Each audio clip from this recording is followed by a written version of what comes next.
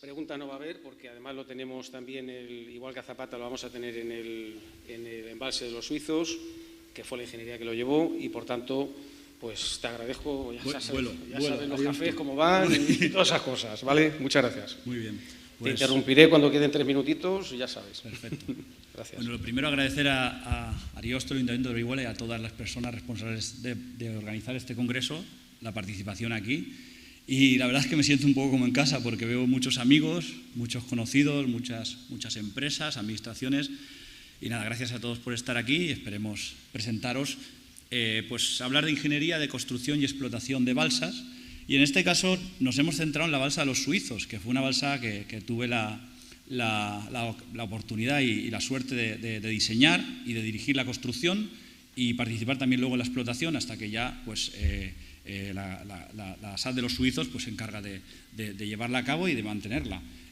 Yo no me quiero pasar la oportunidad de agradecer públicamente a los suizos por confiar en mí, especialmente a su presidente Fabián García y a Paco Gelardo, y agradecer mucho que he estado aquí, ha sido el ponente anterior, a Paco Zapata, la ayuda que me prestó en la redacción del proyecto, y a las empresas constructoras, a Javier Carrión, a Miguel Ángel Gil y sobre todo a Javi Cabañero, que fue jefe de obra y estuvo conmigo en la construcción de esta magnífica infraestructura. Bueno, yo soy Santiago Folgueral, soy ingeniero de caminos, soy vocal de la Junta del Colegio de Caminos en la actualidad y desde hace más de 10 años creé una empresa que se llama Arbun, que entre otras cosas está especializada en la construcción de balsas, en estudios de integridad, en propuesta de clasificación, normas de explotación y la seguridad de todo lo que es este tipo de infraestructuras, que son las balsas de riego. La ponencia que vamos a hacer es la ingeniería, la explotación, la construcción y la explotación de la balsa, en este caso central la balsa de los suizos.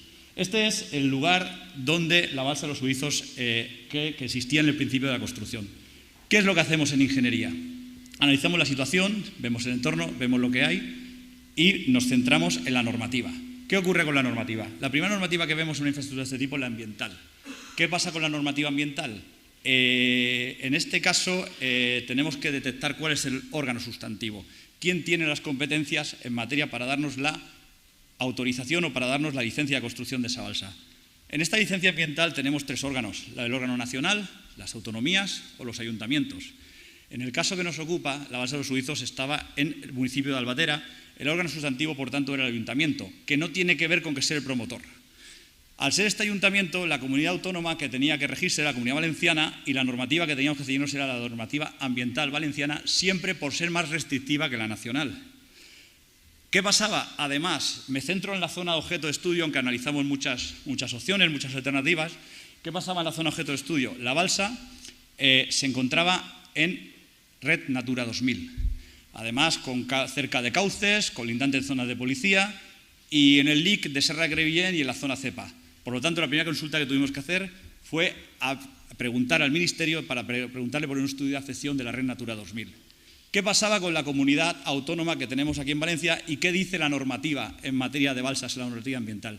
Las balsas, según el anexo, según el título 8 y en el apartado E, dice que su capacidad de embalse sea superior a 50.000 metros y que la altura de los muros sea superior a 6 metros. ¿Qué quiere decir esto? Si eso se cumple, la tramitación que tiene que hacerse es ordinaria. Si no, la tramitación que tendría que hacerse sería una simplificada que ocurriría cuando su capacidad está entre 20 y 50.000 metros cúbicos y 4 y 6 metros. Como veréis a continuación, la balsa nos ocupa, pues tuvo que pasar una tramitación ordinaria ambiental con todos los estudios, procesos que hubo que hacer. ¿Qué hicimos en la definición y el diseño? Pues lo primero, ver el titular. ¿Quién era el titular de la balsa? Es muy importante luego para los procesos de hacer la norma de explotación, hacer el plan de emergencia y tener la titularidad de los derechos de agua. ¿Qué usuarios? ¿A quién iba dirigida esa agua? ¿Para qué sirve esa balsa? ¿Cuál era su localización? ¿Qué teníamos que analizar del entorno? ¿Qué le afectaba? Recursos, materias en cuanto a ambientales, materias de cultura, paisaje, hidrología, hidráulica, muchísimos estudios sectoriales que tuvimos que pasar y llevar a cabo para poder conseguir su tramitación que llegara a buen puerto. Objetivos. ¿Cuál era el objetivo de la balsa? Esta era una balsa de reserva. El agua que proviene de los suizos se extraía a más de 200 metros de profundidad por medio de 4 bombas y esta gente tenía una dotación de 7,2 hectómetros cúbicos. ¿Qué ocurría en verano? Que al tener que depender en todo momento de la extracción de las bombas, cuando éstas se rompían, toda la zona de riego del campo de Albatera pues se quedaba sin agua hasta que se podía reparar. Hicimos el diagnóstico territorial, la fase de ubicación, diseño de taludes, diseño de planta y la seguridad. Han hablado anteriormente de la seguridad. Esta balsa hemos intentado, teniendo en cuenta toda la normativa que estaba en vigor en el año 2013, que fue cuando se empezó a redactar el proyecto, cumplir estrictamente todas las normas de seguridad, incluso más de lo que se podía hacer para hacer una balsa completamente segura. ¿Qué pasó una vez teníamos todo esto definido? Pues teníamos que proponer el análisis de alternativa. ¿Qué hacemos con este análisis? Definimos, dependiendo del territorio, dependiendo del terreno que tenemos, cuáles son las mejores opciones para poder construirla. La balsa inicialmente tenía 1 hectómetro cúbico, que claro, los agricultores, y más en esta zona, cuanto más grande mejor, ¿no? Así que vamos a tirarle a lo grande.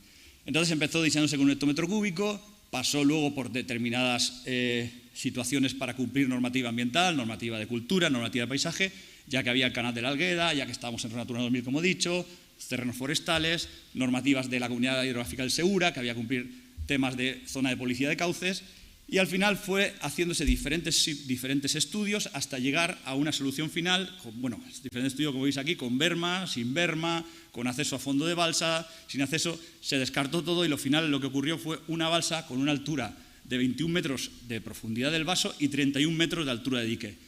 Como ha dicho antes Ricardo Abadía, esto es gran presa, según la normativa anterior. ¿Qué pasó cuando ya tenemos encajada la según el estudio alternativa? Hacemos la redacción del proyecto, empezamos a hablar, conformamos un equipo, metemos geólogos, metemos estructuristas, gente que especialista en la materia, vemos la geología, la estabilidad de taludes, los drenajes interiores y exteriores, muy importante el drenaje interior de esta balsa, drenajes en cuanto a dren chimenea, que toda esta balsa en el terraplén principal lo lleva, drenes envueltas para que no exista el problema de la tubificación que se ha expuesto antes. Análisis de obras hidráulicas, aliviaderos, entradas de agua a la balsa, entradas de salidas de la tubería por la galería, etc., etc. Y luego el estudio de inundabilidad. Esta balsa es categoría A, es una gran presa, es una gran balsa ahora mismo, según la nueva normativa, porque tiene más de 15 metros de talud, como he dicho antes, tiene 31 metros y medio. Esta balsa, si rompiese, se llevaría 1/3 del pueblo de Albatera. Imaginémonos lo importante que es la seguridad en este sentido. Se hizo la propuesta de clasificación, categoría A en aquel entonces, se hizo un pequeño plan de emergencia. Por el plan de emergencia yo siempre digo que es mejor redactarlo cuando la balsa esté totalmente terminada, porque entonces se incluye todos los elementos que realmente tiene la balsa. Ahora mismo esta balsa ya tiene plan de emergencia y normas de explotación aprobados y en vigor. Otro hito importante que tuvimos la oportunidad también de participar en ello. Le pusimos sistemas de ocultación y todo el cerramiento. Una vez que tenemos el proyecto, ¿qué hacemos? Se licita la obra. En este caso, los suizos llevaron a cabo la licitación de la obra y prepararon un pliego. Hicieron una presentación, un estudio de ofertas, se analizaron todas las ofertas y finalmente se eligió hizo una apertura de plicas y se eligió una constructora. ¿Qué le exigía a la constructora? Experiencia. Yo os recomiendo a todo el mundo que la gente que construya o haga este tipo de infraestructuras que sepan hacerlo. Y aquí hay mucha gente que sabe y muchos profesionales de los que podéis fiaros. Una vez licitada la obra, teníamos que empezar con la construcción y la dirección de obra. Aquí habíamos acabado el tema papeles, el tema proyecto, empezamos en 2013 y la construcción de la balsa empezó en octubre de 2017, concretamente el 2 de octubre. Analizamos todo el territorio otra vez, comprobamos la geotecnia, comprobamos la capacidad aportante del terreno, hicimos un replanteo y vimos que toda la documentación que teníamos estaba en regla y estaba preparada para poder empezar a construir. ¿Qué fue lo primero que hicimos? La galería. La galería empezamos por la parte baja de la balsa, la parte donde se iba a sustentar todo el dique. Analizamos, como he dicho, el fondo, vimos la capacidad aportante, que cumplía. Preparamos, como veis aquí, fotografías de los drenes envuelta de la galería para que no hubiera problema de tubificación en caso de una pérdida y el agua drenara fácilmente por ahí. Estudiamos y replanteamos bien el dren chimenea para saber ese dren que es como una pared de protección de piedra que en caso de que haya una rotura por el dique va a proteger esa balsa. Y empezamos con este movimiento de tierras, como veis en la foto de abajo, para empezar a darle forma al vaso. Esta fue la forma del vaso que se quedó cuando se terminó este movimiento de tierras.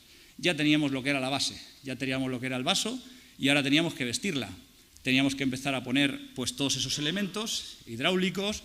Bueno, lo que es la galería ya estaba puesta y las tuberías se habían metido, pero teníamos que vestirla con drenaje, hacerle los drenajes interiores, los drenajes del fondo del vaso, impermeabilizarla, poner lo que es la entrada de la balsa porque era por coronación, aliviaderos, etc.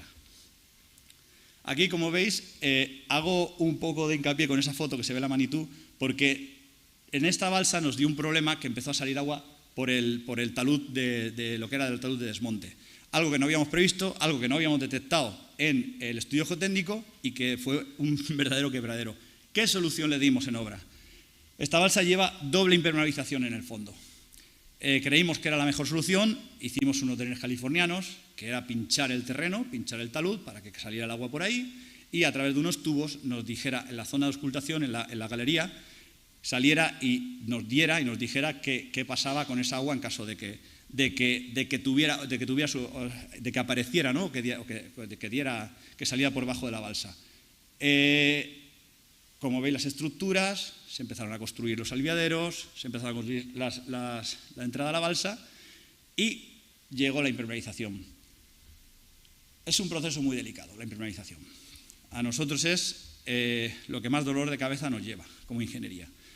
Hay empresas muy especializadas, muchas están aquí. Apoyaros en ellas si vais a hacer una balsa, porque realmente hay que hacer un estudio previo antes de poner esta lámina, porque bien puesta posiblemente no dé problemas y mal puesta puede ser un quebradero de cabeza importante. La impermeabilización de la balsa es uno de los puntos más importantes que tenemos que tener en cuenta en la construcción de una infraestructura de este tipo.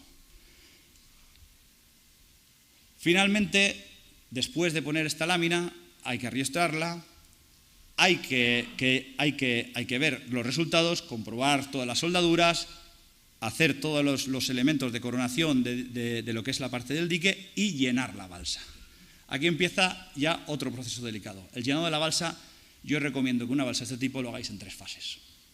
Aquí los suizos, como veis en la última foto, de abajo a la derecha, empezaron haciendo un pequeño llenado para ver la comprobación de cómo se comportaba la toma de fondo y llenamos la balsa hasta 1/3. ¿Cuál fue el resultado? Por los drenes empezó a dar agua. Y todos empezamos a decir, ¿qué demonios pasa? La balsa pierde agua. Y agua, y agua, y chorros continuos de agua. Todos asustados, analizamos el agua con el agua que venía del llenado de la balsa y no tenía nada que ver. ¿Qué ocurrió a la balsa? Hubo condensación debajo de la balsa y al llenarse parece que hizo como un efecto como esponja el terreno y el terreno empezó a soltar un montón de agua por los drenes californianos. A día de hoy, no sé si hoy estará perdiendo, pero cuando nos fuimos ya, al cabo de los 7 o 8 meses dejó de perder y la balsa se comporta perfectamente. Para ello, ¿qué hacemos? Le pusimos elementos de auscultación, que esto ya entra más en fase, hay que ponerlo en la construcción, pero sirve para llevar luego la explotación de la balsa. Le pusimos hitos, le pusimos este tipo de señales en lo que es la galería, para ver que la galería cómo se movía, cómo se comportaba, cómo asentaba. Al final nos asentó en fase de construcción del orden de 4 milímetros. Se comportó bastante bien. Por ahora, en este momento, no sé cómo lleva la auscultación, no sé si hay el director de explotación cómo la está llevando. Mañana la veréis, a ver cómo está. Hace poco estuve allí y está bastante bien y espero que se siga comportando así mucho tiempo. Estos fueron otros elementos que pusimos. Esta balsa, aparte de los hitos, aparte de estas dianas que pusimos en la galería, tiene también unos piezómetros y bueno, le hicimos en la galería una serie de tubos marcados con la sectorización de los drenes para que tuviéramos claro de dónde, bueno, claro nunca se tiene, pero por lo menos los sectores de dónde podía provenir o de dónde venía el agua. Como veis ahí está la arqueta que hay a la salida de la galería, que mañana la veréis, los hitos de coronación, los piezómetros que hay y ese tubo que veis allí, ese tubo es muy significativo para nosotros, lo pusimos porque le decíamos a Ángel, que era el encargado de los suizos, Ángel, si este tubo da agua, empieza a preocuparte y empieza a llamar a la gente, porque este tubo es el más importante que tiene la balsa, aunque parezca una chorrada. Santiago, cuando pueda, ya, 3 minutitos. Nada, ¿vale? Termino ya. Adiós, muchas gracias. Y bueno, aquí tenéis la fase del primer llenado de la balsa. Empezó a funcionar bien, estábamos contentos. Bueno, nos pareció una infraestructura espectacular y orgulloso, la verdad, de poder haber participado en esta obra. Muchas gracias a todos.